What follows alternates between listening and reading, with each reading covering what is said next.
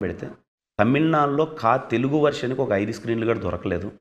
నాకు తెలుగు వాళ్ళు చాలామంది అక్కడ సినిమా బావుందంటున్నారు. ఇక్కడ మనకెందుకు స్క్రీన్‌లేయలేదు అంటే, అరే మంచి సినిమా గదా! మా తెలుగు వాళ్ళకి గూడా అక్కడుండే తెలుగు వాళ్ళకి గూడా నేను సినిమా చూపించలేకపోయానని చిన్న బాధ అనిపించింది సార్. అంటే ఇప్పుడు మీరు ఈ థియేటర్స్ ఇష్యూ ఏదైతే ఉందో అది తమిళ్ వెర్షన్ గురించి కాదు. తమిళ్ వర్షన్ తెలుగు గురించి కాదు వెర్షన్. సార్. తెలుగు వర్షన్ గురించి. తమిళ్ వదిలేయండి ఎలాగో లేదు. తెలుగు వర్షన్‌లో తెలుగైనా సరే ఒక 5 స్క్రీన్‌లు దొరికింటే బావుంటది గదా! అన్నది నేను అది ఎక్స్‌ప్రెస్ చేస్తే, దానికి పోయి పక్కనోళ్ళు పక్కన పెట్టండి సార్. మనోళ్ళే ఏదేదో మాట్లాడితే ఇంక దాన్ని నాకు అర్థమైంది సార్. ఓకే. ఒక మంచి విషయం గూడా, ఒక పాజిటివ్ థింగ్ కూడా మాట్లాడకూడదు. ఏదన్నా ఒక రైట్ థింగ్ ఏదైనా మాట్లాడితే, దాన్ని కొంతమంది కావాల్సిందే. సినిమా రిలీజ్ అవుతుంది గదా ఇప్పుడు.